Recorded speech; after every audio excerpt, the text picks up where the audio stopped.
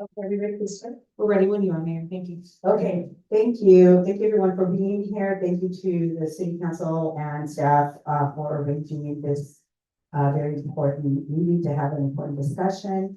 So this is a special meeting of the Hollister City Council, and I'm going to ask our city clerk to do roll call. Councilmember Boucher, Present. Councilmember Resendez, Here. Councilmember Morales, Here. Vice Mayor Deanda, here, and Mayor Stevens. Here. Thank you. Okay, and then Councilmember Morales, do you want to lead us in the pledge of allegiance?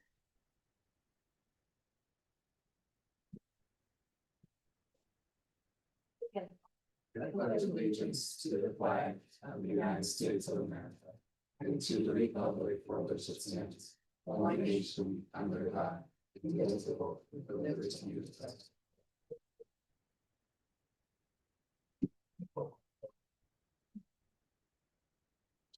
Okay, so for today's meeting, we have one sole item, and the item is under council business. So because it's a special meeting, then we don't have the general public input. So we're only going to be speaking tonight on discussion regarding the naming of city facilities and roadways after Cesar Chavez. So we will engage in public comment on this matter, and we will also have a discussion here at the dais, and then we'll take it from there.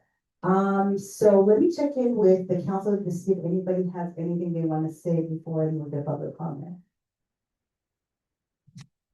Okay, I think we're just gonna go ahead and start with public comment.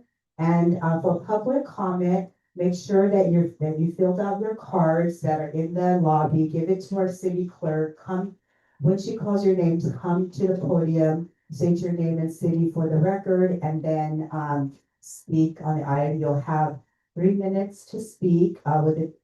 We'll have 3 minutes to speak on this item with a total of 30 minutes. However, for tonight, because it's one item, we're just gonna have the 3 minutes. If you're on Zoom, then just do the raise hand icon and introduce yourself in the same way. And if you're on your cell phone, you just do *9 and do the same thing. So let's go ahead and go right into public comment. Okay, our first speaker is Catherine Sanchez, to be followed by Jackie Morris Lopez.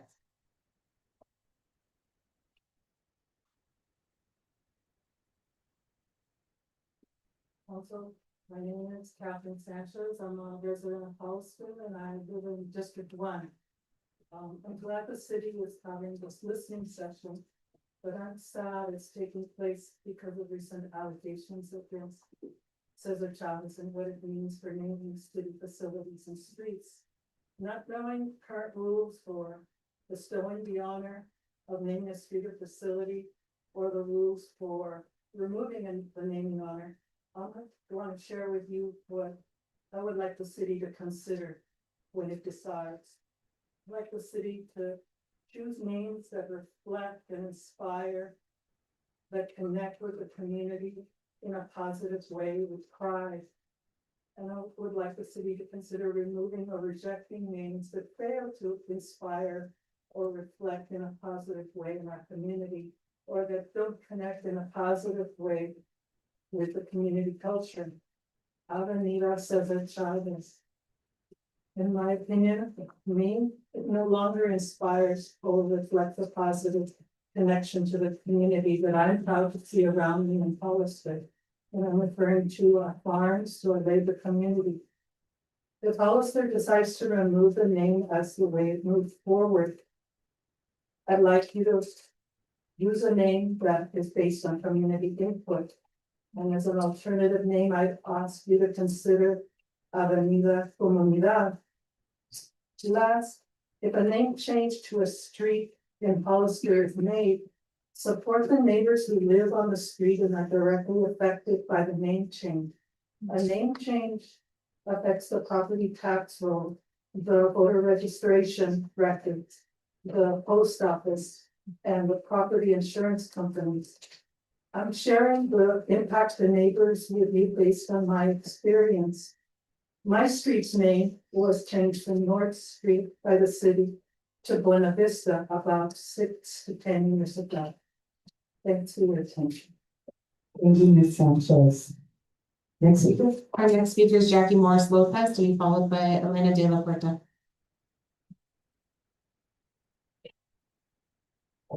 Good evening, City Council, Mayor, and City Council members. My name is Jackie Morris Lopez. I'm from the City of San Juan Bautista. I'm also a City Council member, but I'm speaking on behalf of myself solely. Do not represent the city's viewpoint. I just want to first reach out to all of you tonight and also the members of the audience for taking on this very contentious subject and very sad subject and very alarming subject tonight.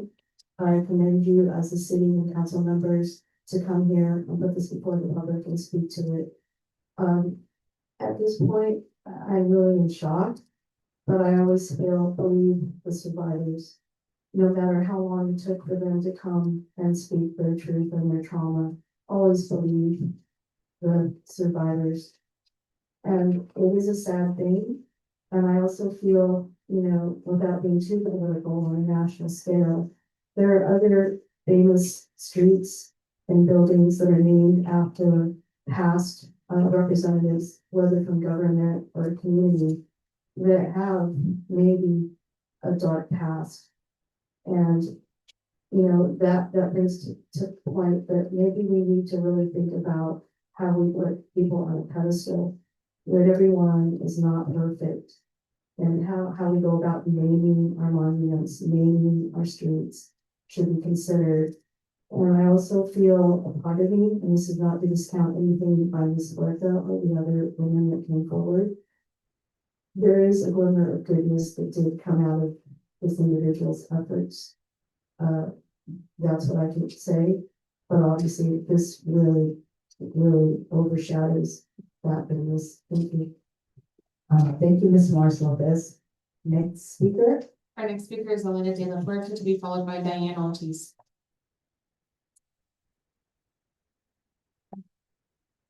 Good evening, my name is Elena Labor and I live in Hollister. I'm gonna read an excerpt for a friend of mine who wanted to remain anonymous. The farm worker movement was a turning point for people forced to live in poverty, earning low wages, enduring exploitation, harassment, and even sexual abuse, all while being derelict because of who they were, where they came from, and the color of their skin. Leaders like Dolores Huerta, Maria Moreno, Larry Iglon, Philip Veracruz, Velasco, and Ben Jones, alongside countless others, stood up, marched, and changed history.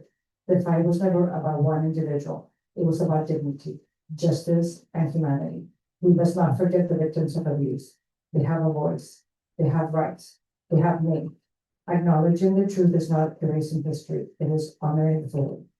The legacy of the farm worker movement includes standing with the vulnerable and confronting injustice, including sexual abuse.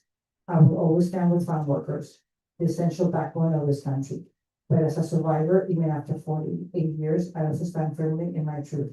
I support the movement, but I do not support the actions of Cesar Chavez.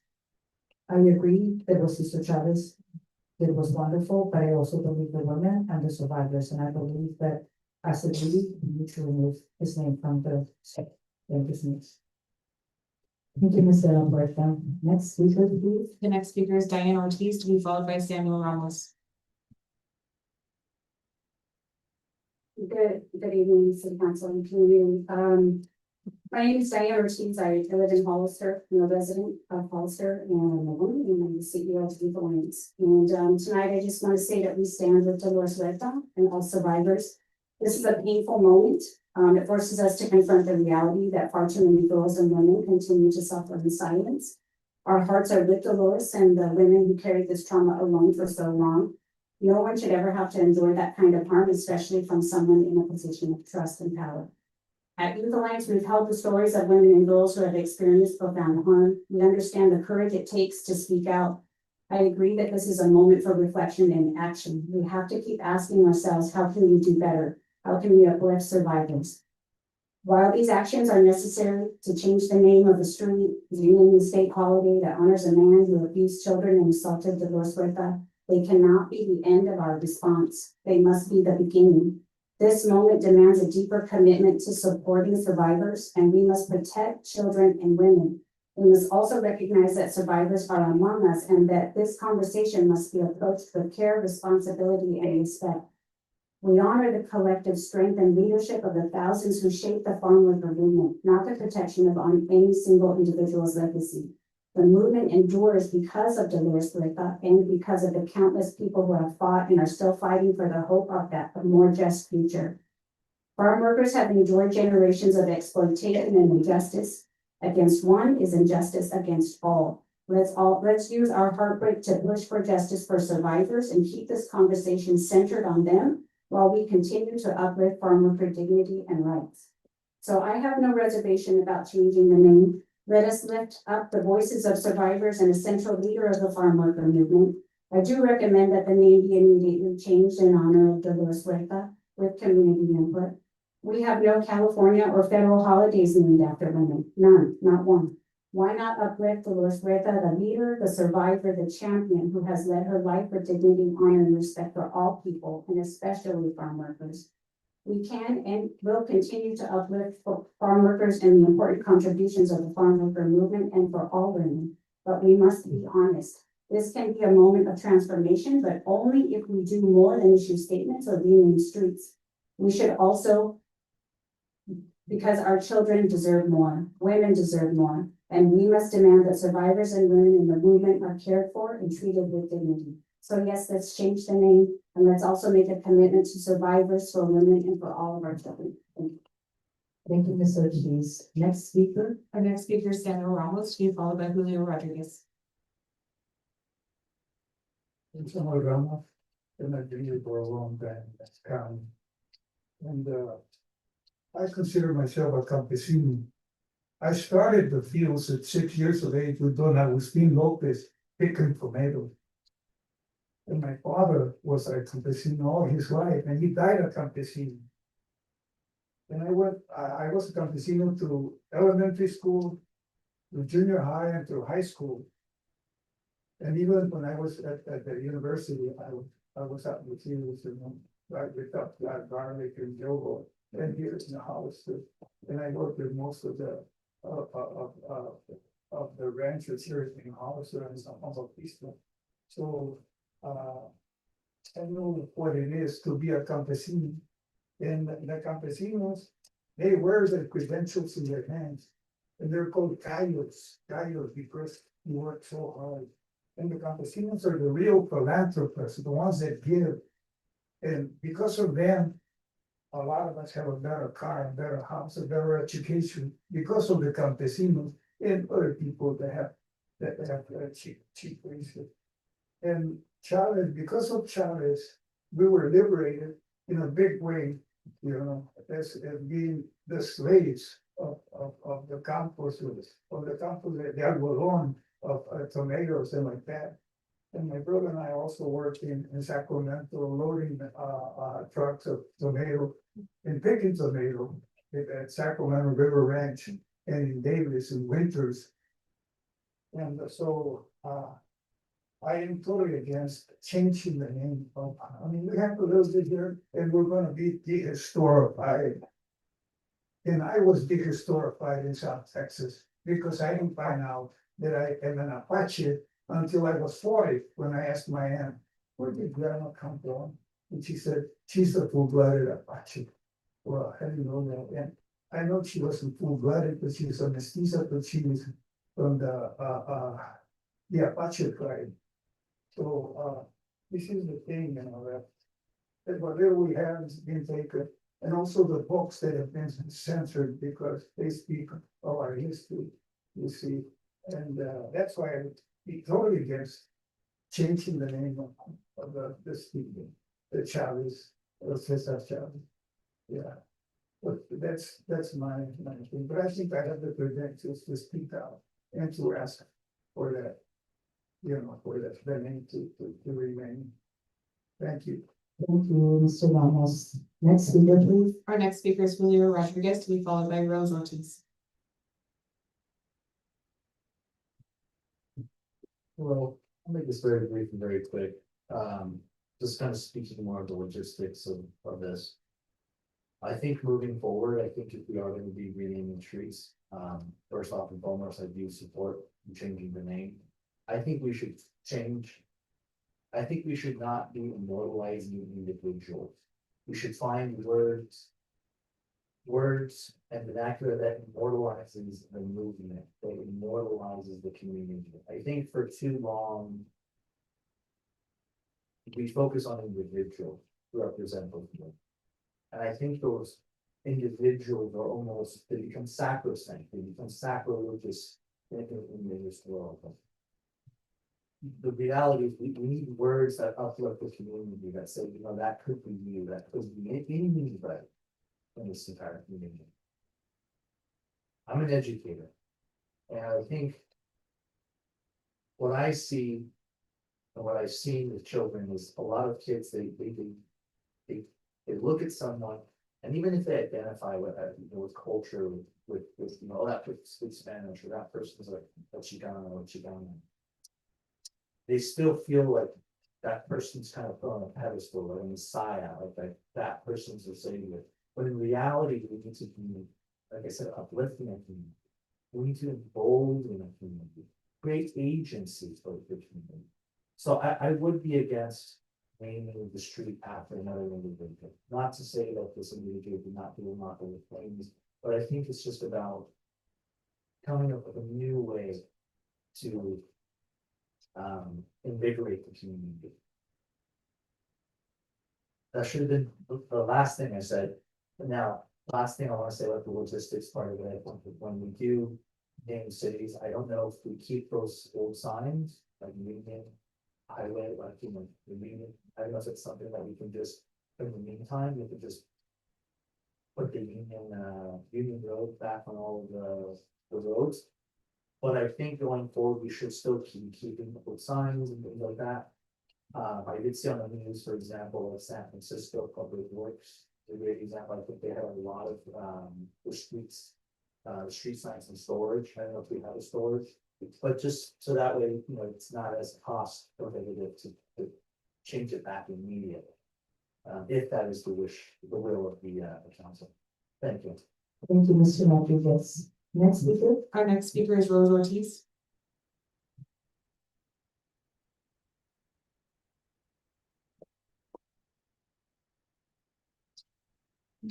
Hello, I'm Rose Ortiz. I live here, was born here, moved and came back. My father was Juventino Ortiz and my mother Charlotte Ortiz.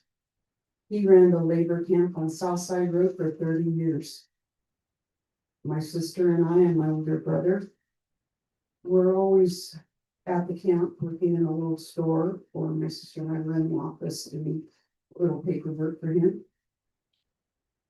And Cesar Chavez had one visit with my father. It was not nice, but before my father came out, he was behind me and my sister when we were sitting at a desk. And I had a sleeveless top on. And he put his hand on my shoulder. And pretty soon his old hand, his big hand, was going down into my blouse. I was a child. I was not developed or anything. I was a child. And I felt this gross man touching me. And my father came out, and in Spanish, he asked him, "What do you think you're doing? Our meeting is over," and he kicked him out. It was later, much later, when our kitchen was burnt down to the ground. My father always thought it was Chavez's men. We always thought it, but he didn't want to pursue it or press charges or anything. My father always believed in the Bracero program. My father came over as a Bracero from Mexico. He went to Congress in the 80s to go pursue that and say, let's bring it back or something like it, so that these men can come over and have their papers and their visas and their work permits in their pockets, so they don't have to run from the INS. And Cesar Chavez fought him on it. They fought about it all the time. He marched down South Street where I live with all his union workers and everybody with the flag. And I stood on the porch and I just shook my head, like, he did a lot for the union, for the workers, but he didn't do enough, because my father said all he did was make money on the backs of these people. And that's how he lived so well. And they still lived in huts and worked in the fields the way they did. So every time I see a street or something, highway named for Cesar Chavez, it makes me cringe because I know what kind of a man he was. I experienced it. I saw how my father worked so hard to get his men all ready for Mexico, to get their paperwork done, get their green cards done, to get everything they needed to come to this country to work and not fear the INS. They had it in their pocket. All farmers, sorry. Thank you, Ms. Ortiz. I appreciate your comment. Thank you. Our next speaker is Joe, to be followed by Celeste Bocanegra.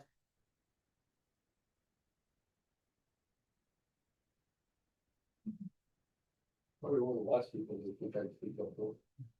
I feel bad for the farmer. There was a lot of good done. A lot of good done. There's a lot of bad done. You've heard it both ways tonight. And I mean, it's a lot of good done, a lot of bad done. I would take them off the road. I agree with moving the road about naming roads. Does anybody know why Union Road's Union Road? Is that it represents the Union District and agriculture district. What's wrong with Union Road? Well, you figure something else out. You've got a history in this county, you've got a history in this city. They should be named after districts. There's something going on. There's something in general for beauty. And that's the way it should be. I would stay away from naming them after people. I think the fallout for this nationwide, maybe some people are gonna start talking about the other side of things. Because there are obviously a lot of people that have covered this up for years. In the leadership of the union and everything else. Including maybe some of those that got hurt.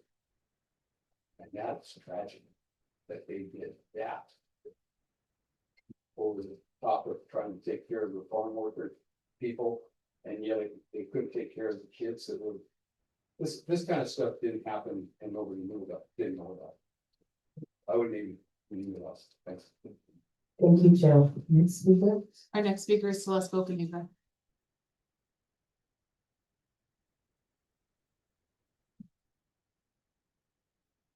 Good evening, everyone. So, I'm just gonna start from the beginning. My grandparents have worked the fields here. My parents worked the fields, and I've cut the paper crops when I was little, so I feel like I have a say in this. But from the beginning, myself and a few other community members didn't want the name change. So this is this is a perfect example of why we shouldn't change our roads to someone. And there's a lot of mixed emotions, right? I think you feel like, why did this come out now, not sooner? But everything, I guess, truth always comes out, right? Eventually, whether it's now or decades later. So my heart goes out to everybody, the victims, the survivors, even Cesar Chavez family. I'm sure they're devastated as well. So that is unfortunate for everyone all around. I think the community as a whole is heartbroken. And because of that, we who empathize with survivors and people who have been victims understand. I'm a legal process server, so I do a lot of restraining orders in our community, as a matter of fact, who against people who commit very not comfortable crimes, right, against women in our community. I feel that lawyers and should recuse themselves from this topic specifically because there's a restraining order, he knows the situation, and because of prior instances with his own personal life. So respectfully, I ask if you can recuse yourself because of the victim situation. And understanding that part of aspect, or if the board can recuse him from voting on this issue, because it's very disturbing that we have men in our own community that I have served legal documents to that hurt women. And restraining orders against because they've created a environment that's violent towards women who are victimized. So again, if you could remove yourself from the vote, that would be amazing and helpful having to do with the situation. But overall, it's very disappointing as well, not seeing other leaders who wanted this Union Road changed and pushed it, not being here in the meeting. They should at least be here to have, just show presence, even if they didn't speak, right? We have community leaders that walk with us at Chavez. I don't even want to name their names that were out here last time trying to change the name on Union Road. So they should be there. And that's not right. Thank you, Ms. Hilda Negra. Next speaker, please. Those were all the speakers for this item. Okay, so thank you to all the people who have spoken and all the voices. So I'm gonna bring it back to the dais for comments from council members. So do we have comments, questions? Do you have anything to say? Do you want to go ahead? Okay, go ahead, Councilmember Lucinda.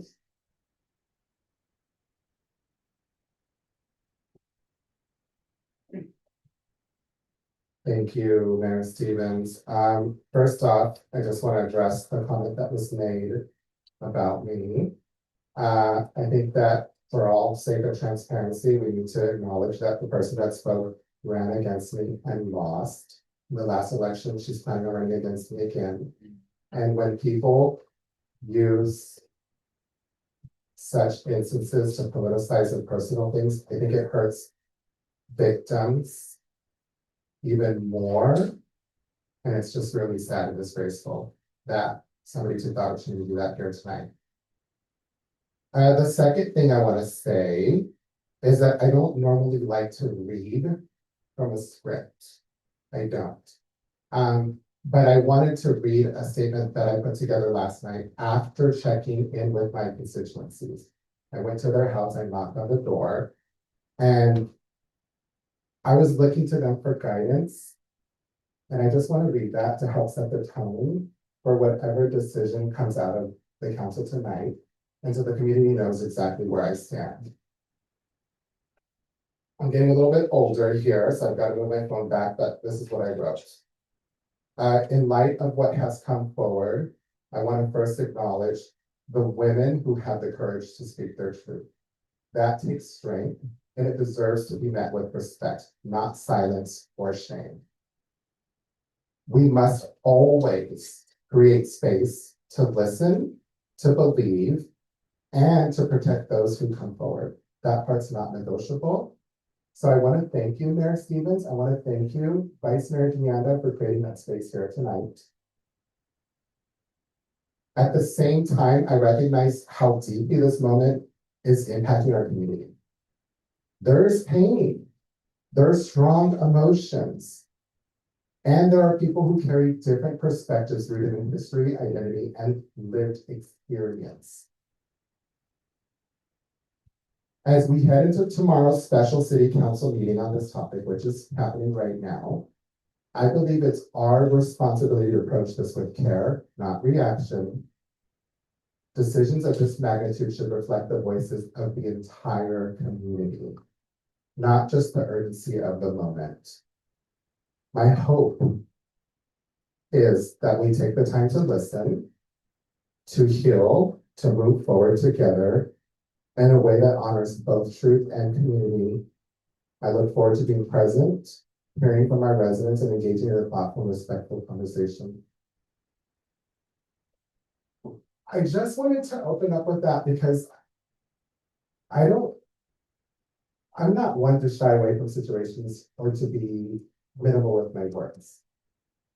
When we have a policy in front of us, when we have a zoning ordinance in front of us, when we have a decision that is quote unquote normal business, I feel pretty qualified and comfortable in working with my partners up here, working with our staff to make that decision.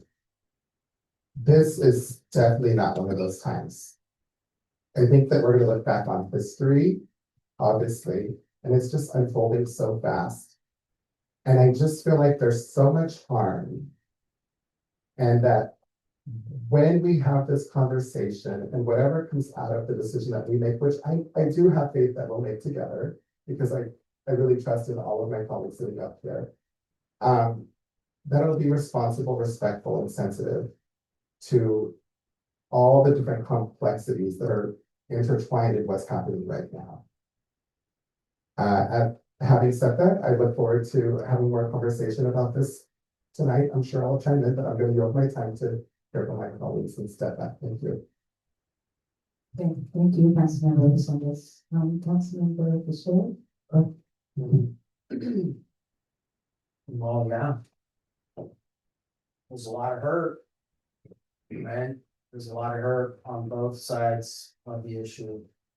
Farm workers who do a lot of work to help produce the food that nourishes our bodies, right? Turn the sun's rays into food and the nourishment from the ground into food that can help us live our lives. They've been victimized and the subject of abuse. And the survivors of abuse have also, seen victimization. I'm not really one to want to go changing names of roads. I wasn't really for changing it to, the current avenue that says up Chavez from Union. I'm pragmatist at heart, right? Like when we're trying to negotiate our roadways, I feel like it's been a little bit more challenging to drive around our little town. And it's a little bit more confusing. I know we have GPS, but my gut is just make it Union Road from 156 all the way to Fairview. Just cut the confusion, just make it super straightforward. That's where my heart's at. Just make it simple. It's not political. It's not confusing. It's not changing once we cross Airline Highway from one road lane to another.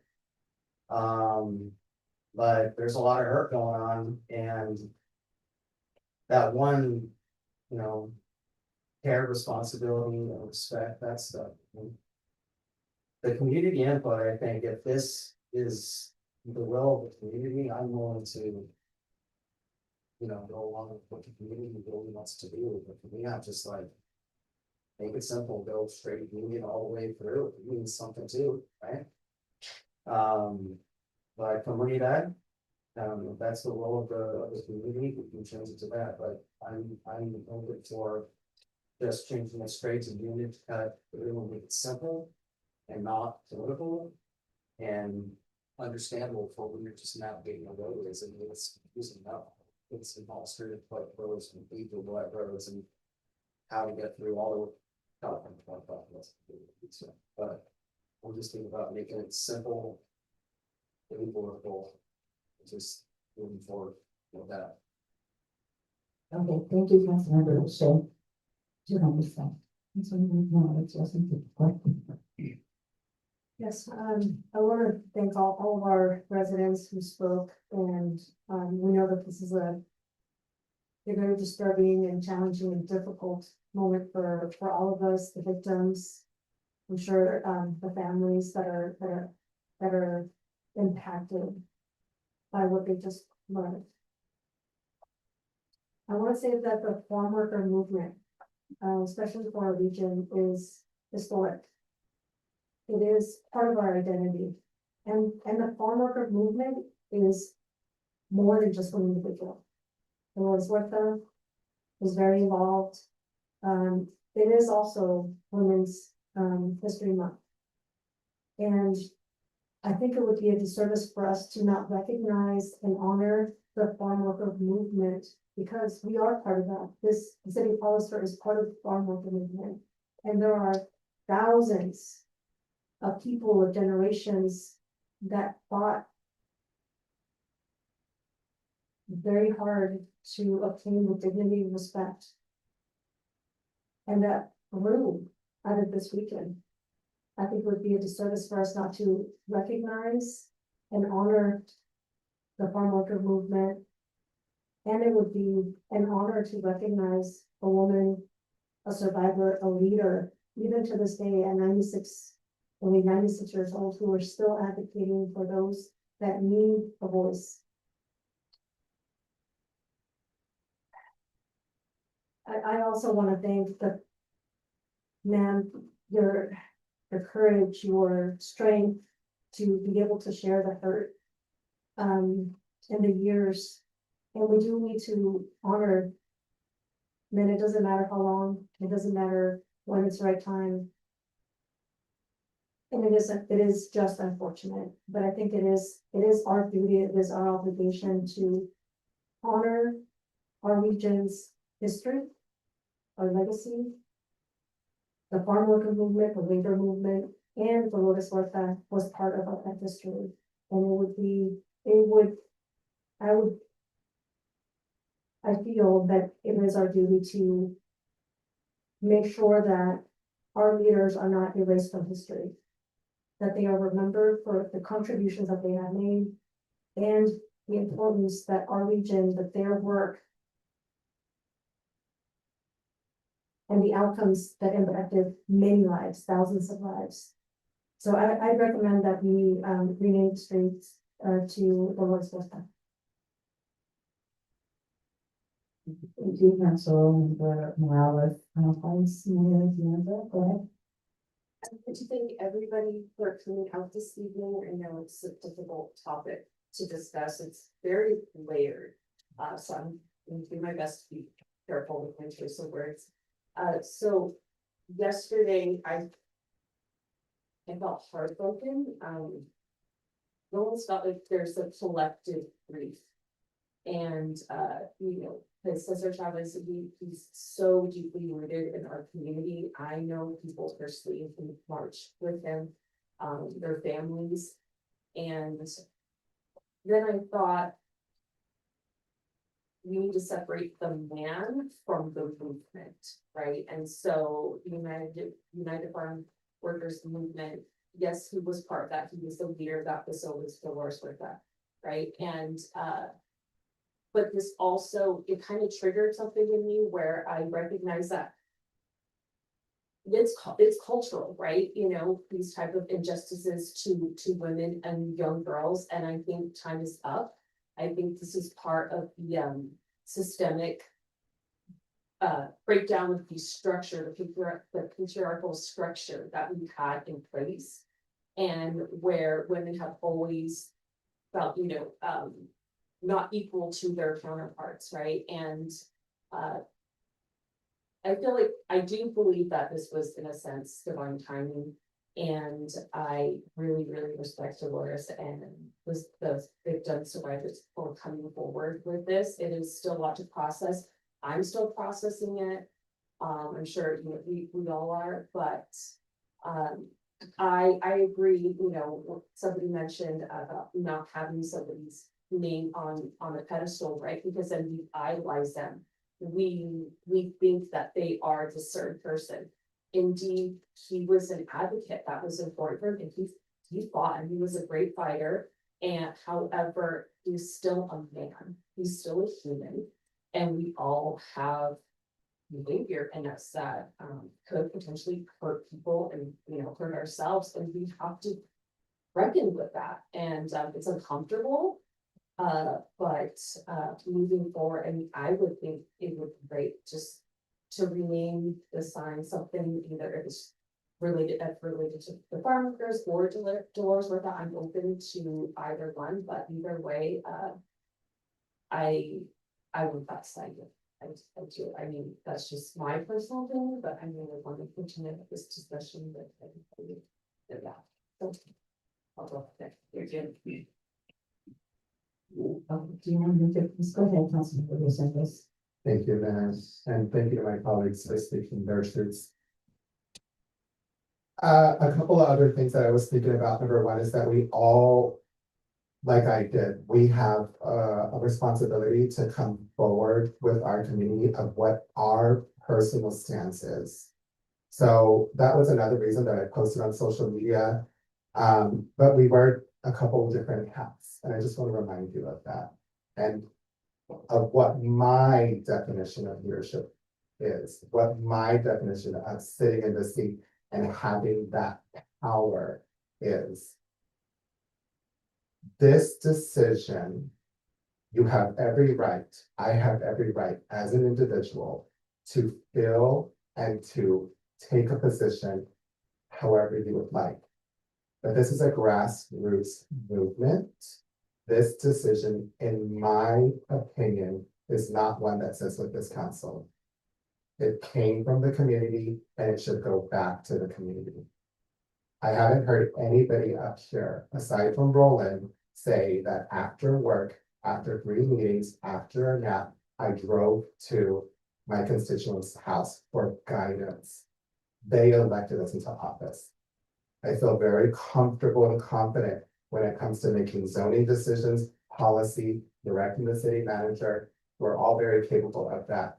And I feel like we're elected to do that. But when it comes to something as hurtful, as sensitive, as devastating, I have a right to voice my opinion. You have a right to voice your opinion. But it's not, I think, wise of us as a body to make that decision for the entire community. My advice to my colleagues would be, put it to a vote of the people. Let democracy play out. Again, I applaud the mayor. I applaud the vice mayor for holding space, and I thank each and every one of you for coming out here, for watching, no matter what your stance is. But this decision is not ours to make. With that said, I want to talk about what does that look like realistically. I'm coming to you, City Clerk. Is it too late to put it on the June ballot? Oh, for the June ballot? Yes. Yeah, we're past that deadline. August 7th would be for the November ballot. So I'll be frank with you guys. After talking to people in my district, after talking to people that I work with, after being consumed by the news and getting texts and grieving alongside these people, because they are our community members. It's part of our identity, rooted identity in our history. I say we put it to the vote. We give it back to the hands of the people who created the movement and allow them a simple decision, a legally binding decision. Do you want to change the name? Yes or no? And I want to take it a step further and hold true to those ideas of reforming the policy moving forward. I do think that's something that we should be doing. And we have, again, the power to do any of that. But I don't think it's wise for us to make this decision as a body for everybody that we represent, especially when Hollister, California is nearly 70% Latinx community members, and there's so much history here of the farm worker labor movement. Let the people decide.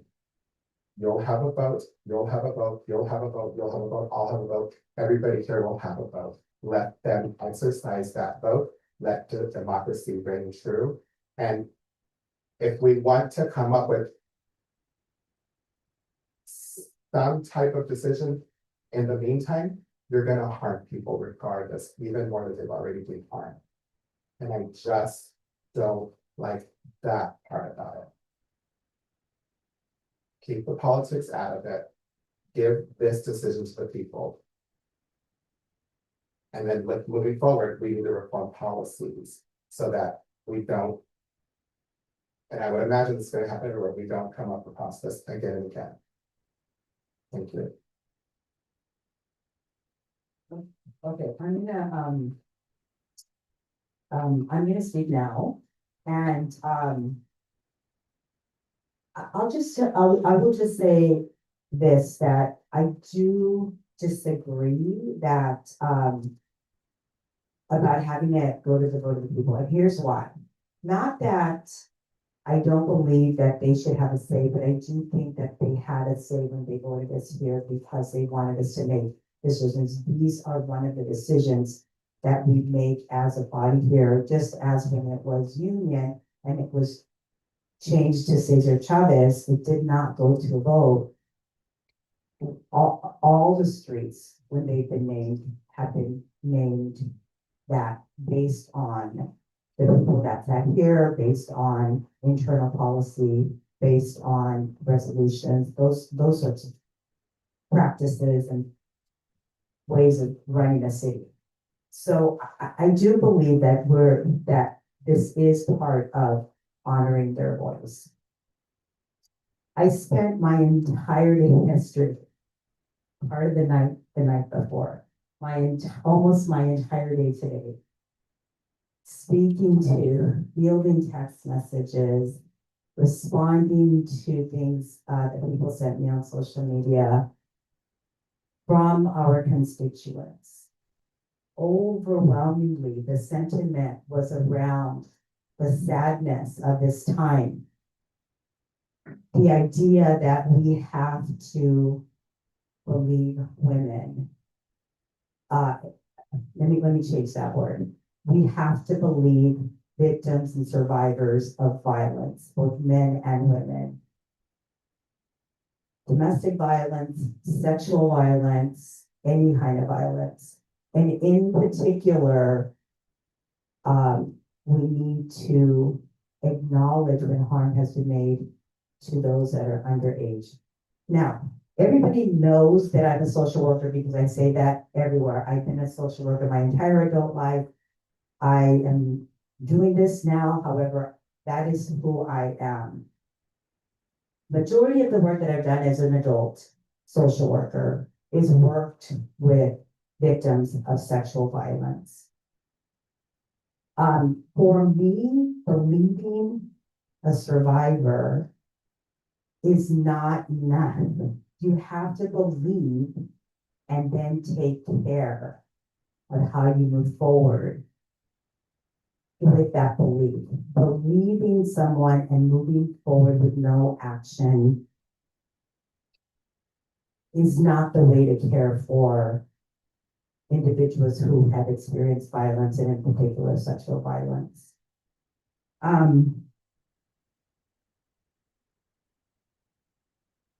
I think that we do ourselves a disservice.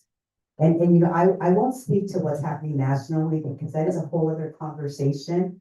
I will only speak to what we're doing here in Hollister because obviously that is our jurisdiction. But we do ourselves a disservice when we name things, when we idolize individuals to a degree that it is as if they are above being a human being. The reality is that every individual is flawed. And we will find something that is unsavory about every single person because that is part of being a human being. And to hold people to that standard and then be angry and hurt when they don't live up to that is unfair. And although I do know that Cesar Chavez has spent his whole adult, I'm gonna assume adult life, maybe his entire life, fighting for farm worker rights. The reality is that he was one person who led a movement. He was one person who was the public face of an entire group of a co-leader like Dolores Huerta, of many people who grew up in the in agricultural communities. I'm one of them. As a little girl, went to rallies and protests and things like that, where he was speaking, and most of the time I was little and I was bored and I was like, why are we here? And then as I got older, I recognized what we were doing. So I was part of that growing up as well.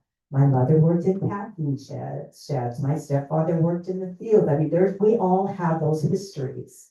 I was blessed that I was able to go to college and have a different experience. However, the reality is that what I'll tell you is in my experience, although Cesar Chavez was the one that oftentimes had the mic and was the featured speaker, there were thousands and thousands and thousands and thousands and thousands of people that did the work to ensure that farm workers' rights, their working conditions, their pay, all of that they were treated like anybody else who was a worker should be treated with respect and dignity and that their environment was as safe as possible.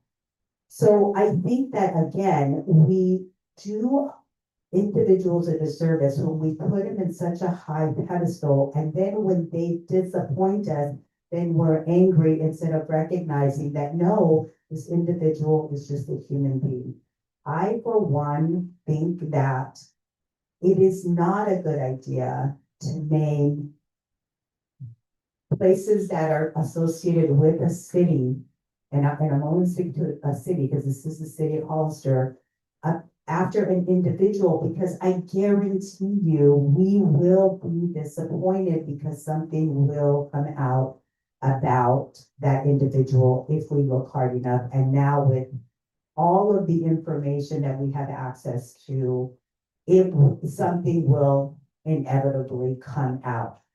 So I think that in order for me, as a leader of this city who was elected as mayor, and I believe people elected me here because they trusted my opinion, my leadership, I feel very comfortable making a decision to change the name.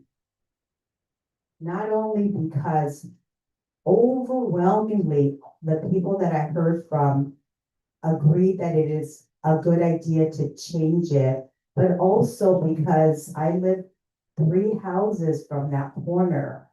And I believe that I, in good conscience, knowing what I know about victims of sexual violence, should not be driving through there and not feel uncomfortable with that. And that's part of the reason why this discussion was so important, because I want us as a city to honor the victims.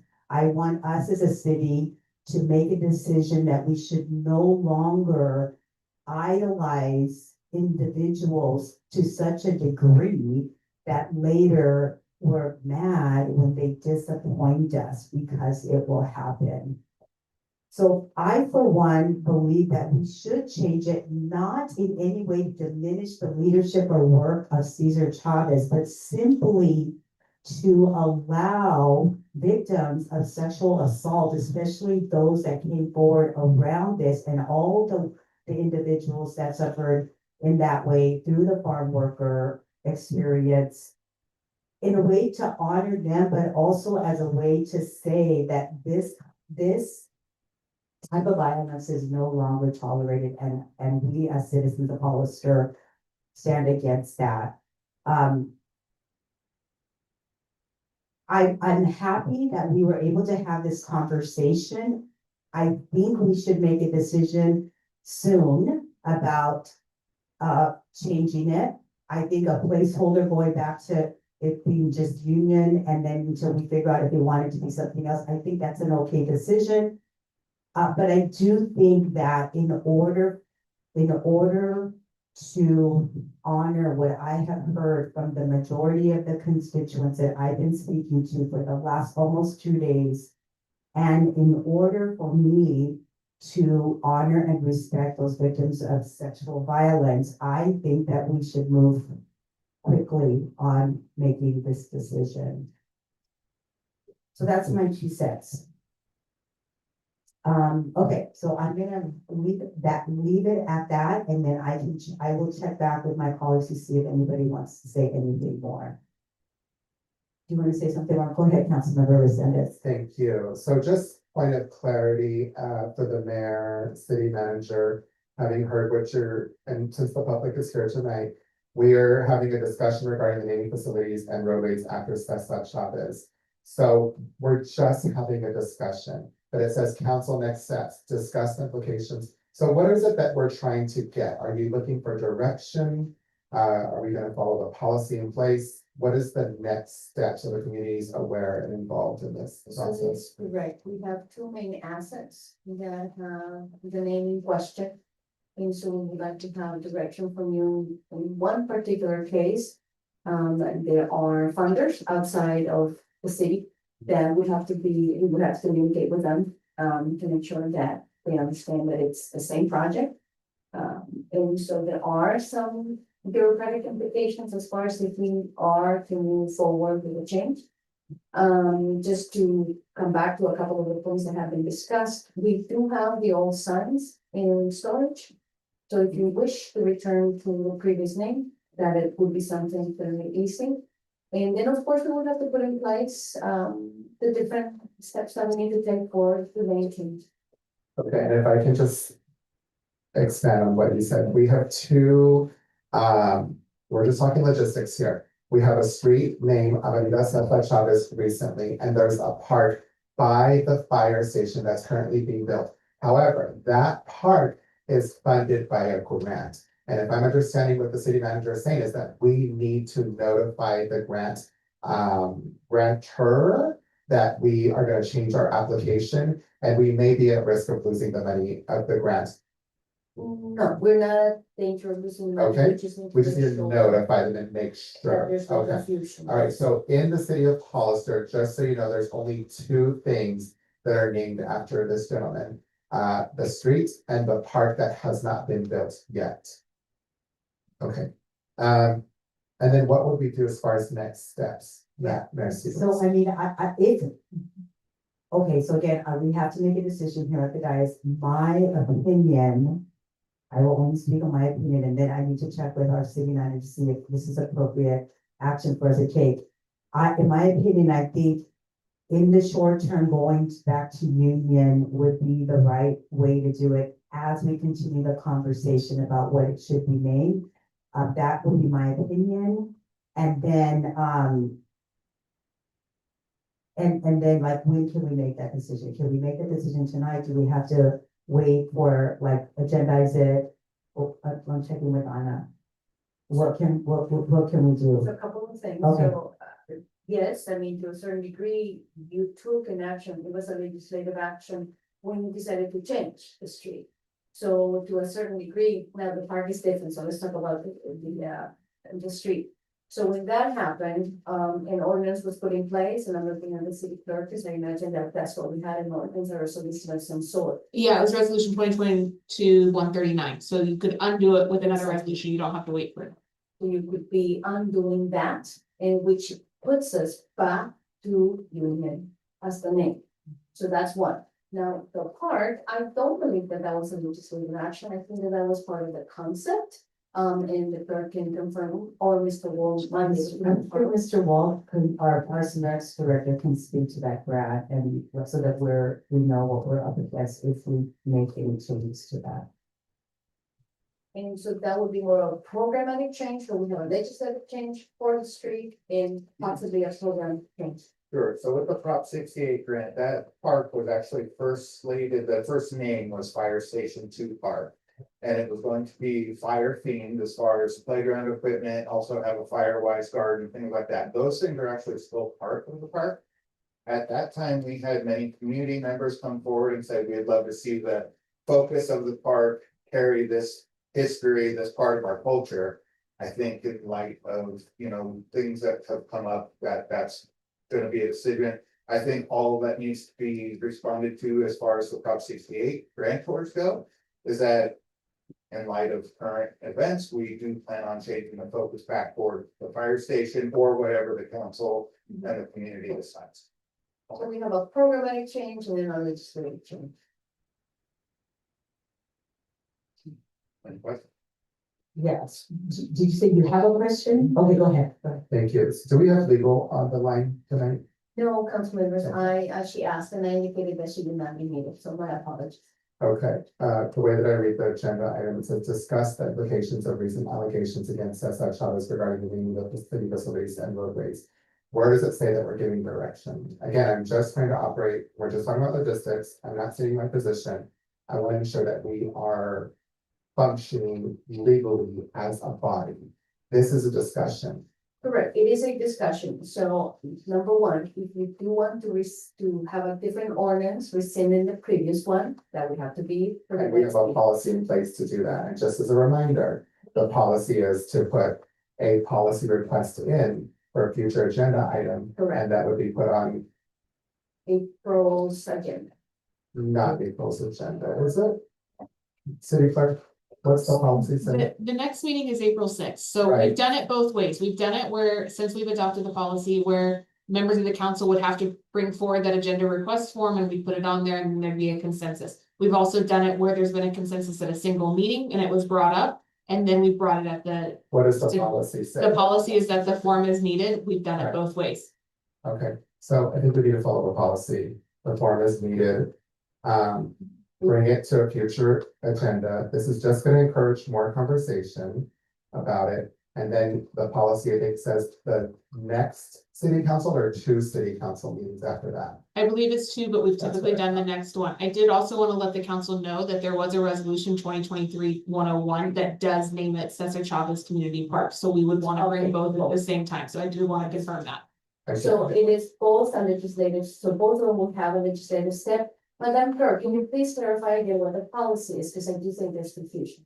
Right, so the policy outlines the process for adding items to the agenda. It states that members of the council can add one item, bring one of those forms back per meeting to add it to a future agenda. It states that it shall be 2 meetings out. There is the policy and then there has also been the practice. The practice has not typically followed the policy. It has been that we've done both ways and typically we have not pushed it 2 meetings out. A lot of times that allows staff to do additional research for it. So it is up to the council. It is your policy. You can move forward by following it, or you can go around it, which you've also done in the past as well. So council members, if I could, I beg you to please follow the policies. I think that that's one of the cultural changes that we're trying to implement in the city. We have too many practices and we have too few policies. If we are not going to follow policies, then rescind the policy. Yes, so let me check with, well, actually, either one of you. If we would like to just have that put on the agenda tonight, we can just request that it be put on tonight, or do we still have to fill out the form? So as I said, you've done it both ways. No, You have- but I mean, based on the policy. The policy states that one of the members of council submits a form and that goes onto an agenda. So that next agenda would be April 6th, and then it can come forward in 2 meetings. That is what the policy states. Okay, all right then, okay, Mayor. go ahead, Charles. Yes, I just wanted to bring one more point to this conversation, is that the Parks does currently have a parks naming policy. And there are other parks in the area named after individuals. With tonight's topic, you may want to decide if you want to keep that policy going or just want to put that on. Yeah, I mean, that's it, and I think that's another agenda discussion, right, to have. If we wanted to speak to the current situation, this is what I'm thinking, one agenda item. If we want to change the entire policy, it's a different agenda item, right? Is that right? That's what I would think, right? And I would imagine, Mayor, that any one of us could put that in writing and bring it Yeah. back at the same time. Yeah, But I do think it needs to be revisited. My personal opinion, I think it needs to be revisited. well, I mean, I think ultimately, I mean, I agree with Anna, I mean, I think we're trying to establish a more professional way of approaching some of the decisions that we're making, and also, like, be consistent across the board. So here's what I just want to make sure that we are kind of on the same page about this, that we do that, not just for tonight's item, but that we just in general do that, even if we've been a little lax. So let's just maybe clean that up. But me personally, I would like to just be able to resolve this tonight. However, I agree with Anna, and in fact, part of my expectation, Anna, that maybe the conversation that we've had is that let's make sure that we follow policy as closely as we can. So in order for me to remain consistent, well, let's just do that. And I'm very clear about my stance on this, so I don't think it's gonna be any new, like it's not gonna be some major revelation. What I'm gonna think, what I'm thinking about doing on that night. I can't imagine that my opinion about how we honor or in a way dishonor victims of sexual violence is gonna change in a couple of meetings, so I think I'm okay with that, so I hope that's okay with the public, but it looks like that's what we're gonna do then. So we will submit that and I will be willing to take responsibility to do that. To submit those and then we can look at the two separate items together. Okay, before, hold on a second, Anna. City manager, let me check, are you okay with that? Okay, let me check over here on this side, are you guys okay with that? Go ahead, Councilor Morales. I'm kind of a little annoyed with all of it because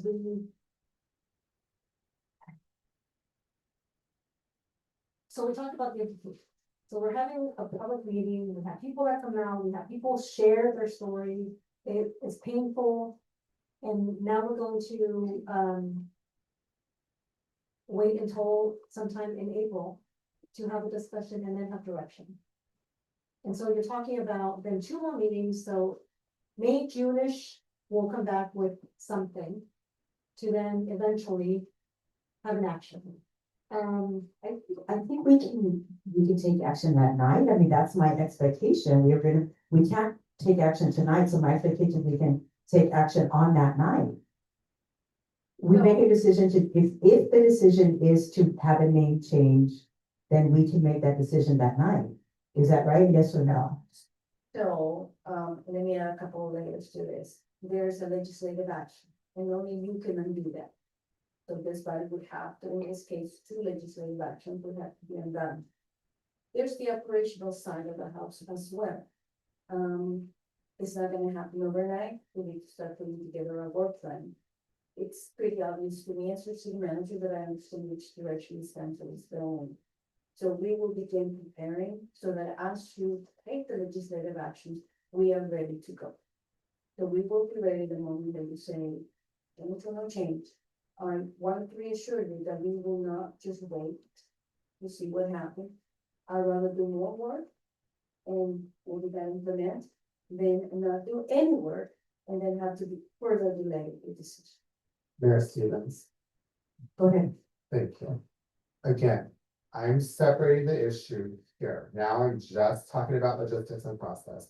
This is my wheelhouse. This is what I'm very comfortable in and confident in. Number 1, you adopted that policy, Councilmember Morales, because we all did, I think at the time, because we wanted to increase public input. The way that it was before is that they had all of these items just thrown on there, and we want to be quote unquote transparent. Number 2, it's never wise of any elected official to sit up here and say, I've already got my mind made up. Because the reason you have a public meeting is you listen to the public. You cannot sit up here, in my opinion, any elected official and say, I've already got my mind made up. No, you follow the process. You allow the public to participate in the process. You allow them to, you put the agenda out there. You allow them to attend meetings. You allow their voice to be heard, whether they're calling you on the phone or whether they're up there at the podium. They have that right. What you do not have the right to do is to sit up here ever and make up your mind before following that process. That's how government works. I'm just reminding you of that because I take that responsibility very, very serious. Do I understand the emotion? Do I understand the sense of urgency? Yes. There are ways around that too. I'll give you another scenario. If you want to break the rules and you have the majority of the council to break the rules, you can always do that. I never recommend doing that though. But if you wanted to, you could take action tonight. You could suspend the rules. I'm giving you all of your options just because, again, this is my wheelhouse. You could suspend the rules and then you have the majority, and you can move forward with this. That's another avenue you can take. So I'm just letting you know all of the different options Okay. out there, but it's not properly agendized. I appreciate, we are gonna follow the policy, and I will just tell you that, I gave my personal opinion based on my own understanding of the issue, but that's all I've been doing. That's what it is listening to the constituents for the last 2 days. That is all I've been doing, and if all of a sudden the wave of opinion shifts, even though I have an individual personal disagreement with the public, I will always honor the voice of the public, always. There's no question. But I'm stating that that is my own personal opinion because I understand the issue. But I always defer to the public, and that is exactly what I will do. If the opinion shifts and I hear completely different, I will still state that I believe that we should do it in a different way. However, I will always respect the voice of the public. I do have a question for you if I can. Go ahead. I was asked this by a constituent last night. Were you called by somebody and asked to put this on the agenda? What's the sense of urgency? I didn't have a response, and I told him, because I had it, but I hadn't really talked to you about it. And again, just so we're being very transparent. Yeah, I spoke to. Wait a second, please. There is a Brown Act violation. I wanted to honor the Brown Act violation, so I had a conversation with you today. I want to be very transparent so that you can know exactly where I stand to as a constituent and as a colleague. So I just want to point out those 2 things. You don't have to answer any of those, but I want to come clean and say that I was fully forthcoming with you about what my position was going to be tonight. And I'm not trying to make deals, but that's a role that we can have. We can have one conversation with one person. I did that. The second was somebody asked me last night in a home of a constituent, what's the rush? What's the sense of urgency? I wanted to. The sense of urgency was to begin the conversation, and that's what we're doing tonight. And not to, again, as I tell you that I understand the trauma that victims of sexual and other violence, when it is pushed aside, delayed, proper attention isn't given to it, it is this sense of invalidating their experience. So we started the conversation tonight. We're following the proper policy and procedure as we're moving forward. And that's what we're going to be doing, right? So this is a way to start the conversation.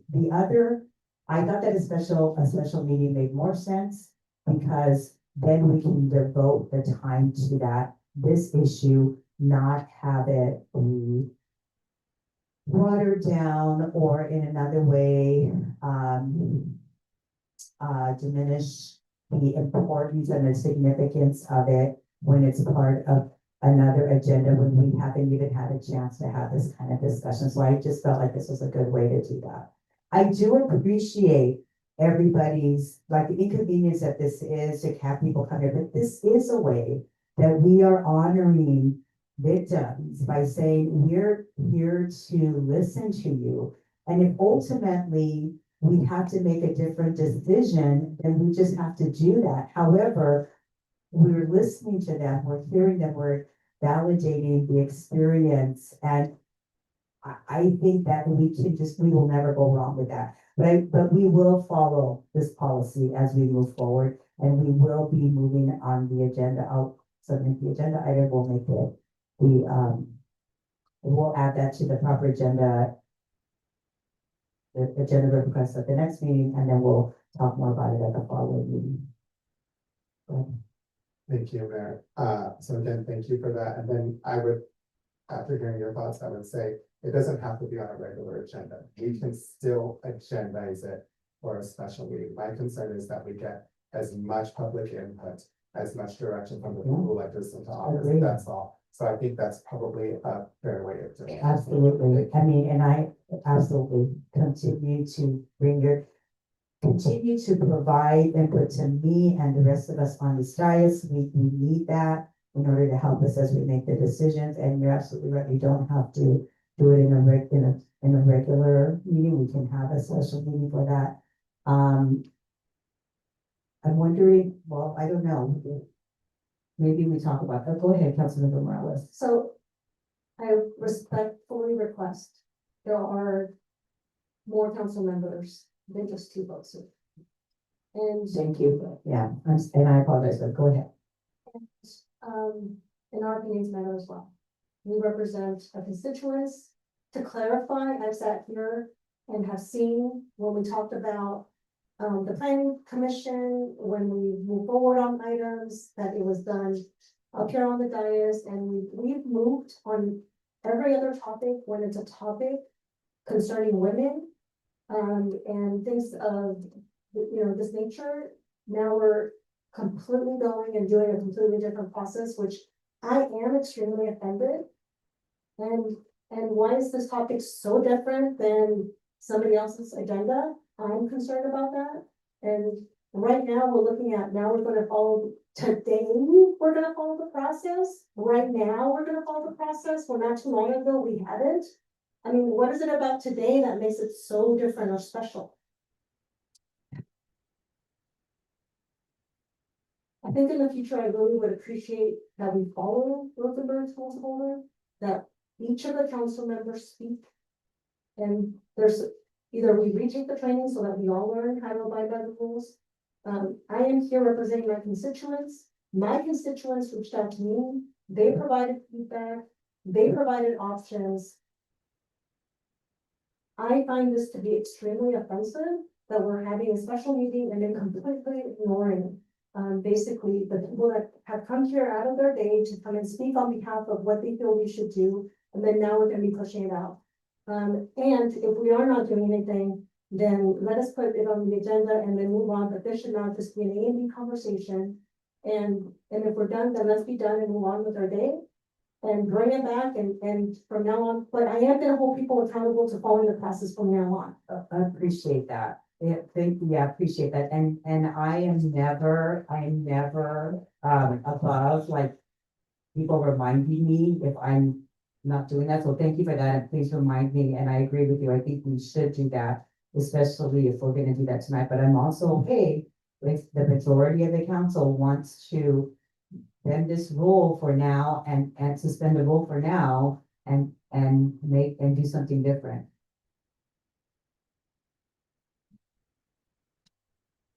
So to clarify, if you wish to not implement the policy tonight, obviously you can do that. If the quorum decides to go in that direction, that's your option. If on the other hand, you decide to keep the policy, to respect the policy, Madam Clerk, can you please repeat the class? Yes, so a little bit more information. I have the policy in front of me. It was adopted on September 17th, 2024. It states that council members wishing to place a matter on a future agenda, which requires staff research, analysis, and or commit city resources, shall first bring the matter to council to determine if there is majority support to further discuss the item. Agendizing council requests shall be as follows. I won't read the whole thing. Basically, for an item to be considered by the full council, provide staff with a completed future agenda item request form. It states that council members can provide additional background information and that only one will be allowed per council meeting per council member per meeting. It states that any discussion on it when it comes back shall be limited to whether the item should be heard at a future meeting. Staff will endeavor to bring the items to council for consideration as soon as possible, but not less than 4 weeks to allow for adequate analysis of the topic and potential impacts to city resources. So that's straight from the policy on it. On the process of bringing it back. Yeah, Go ahead. thank you. So again, what Councilmember Morales said about us not following policy, bring examples of that, because that's not happened. It's too bad we don't have a trained here, but if you really want to get this done, the majority of the council can make a motion to suspend Rosenthal rules of orders right now. If you suspend Rosenthal rules of orders, you can do whatever you want. If it's, again, I think we need to separate the two issues. from what we feel personally and what we feel obligated to do as a city elected official.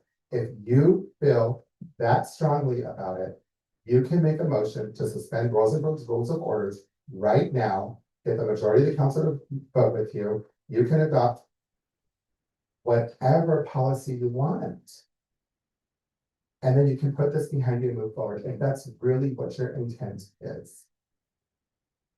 I'm just putting the options, yes, And I love solutions. correct me if I'm wrong. I love solutions, so another solution, of course, is the city manager puts it on the agenda. I will put in the agenda for the next meeting for action. I like that compromise, city manager. Okay, let me check in with the rest of it. Are we okay? Thank you for that solution. And then I think, Can we agenda to the parks name also, because that one is we have a limited timeline with the grant.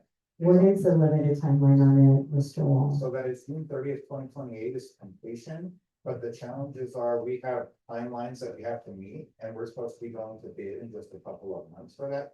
There's already design elements that will need to be changed, so as soon as I get direction whatever the focus is changing to, then I can work with the design group and get those changes made, get the grant in order and move forward.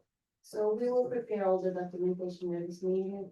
And I understand now that the clerk read it, that the intention behind that action seems to have been to give staff at least a certain amount of time to put it together. So the good news is that I think we work fast, and so we'll be able to bring all that to you. I don't think we are. Okay, thank you, city manager. Okay, I think with that, we have a decision, and thank you to the public for bearing with us. This is obviously very sensitive, very difficult. All of us up here, we're just trying to do the best that we can. So thank you for your patience and your consideration that we kind of grapple through some of these things that are just very difficult to move forward.